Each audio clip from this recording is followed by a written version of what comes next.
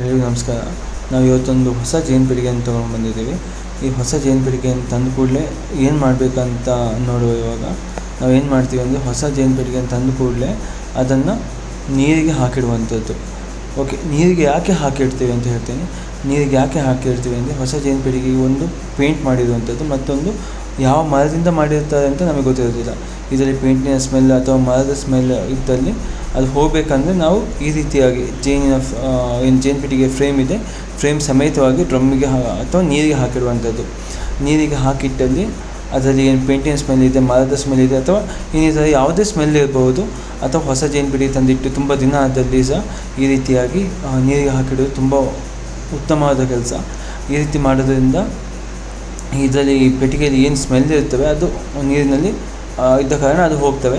ಅದರ ನಂತರ ಇದನ್ನು ಬಿಸಿ ಮಾಡಿ ಇದಕ್ಕೆ ಜೇನಿನ ಮಾಯಣ ಅನ್ನು ಉಜ್ಜಿ ನಾವು ಜೇನು ಸಂಸಾರವನ್ನು ಅಥವಾ ಜೇನು ಕಾಲೋನಿಯನ್ನು ಕೂರಿಸುವಂಥದ್ದು. ಈ ರೀತಿ ಮಾಡೋದ್ರಿಂದ ಏನು ಪೆಟ್ಟಿಗೆ ಇದೆ, ಪೆಟ್ಟಿಗೆಯಲ್ಲಿ ತುಂಬ ದಿನ ಜೇನು ಕಾಲೋನಿ ನಿಲ್ತವೆ. ಇಲ್ಲಾಂದರೆ ಜೇನು ಕಾಲೋನಿಗಳು ಇಂಥ ಪೆಟ್ಟಿಗೆಯಲ್ಲಿ ಜಾಸ್ತಿ ದಿನ ನಿಲ್ಲೋದಿಲ್ಲ. ಧನ್ಯವಾದಗಳು.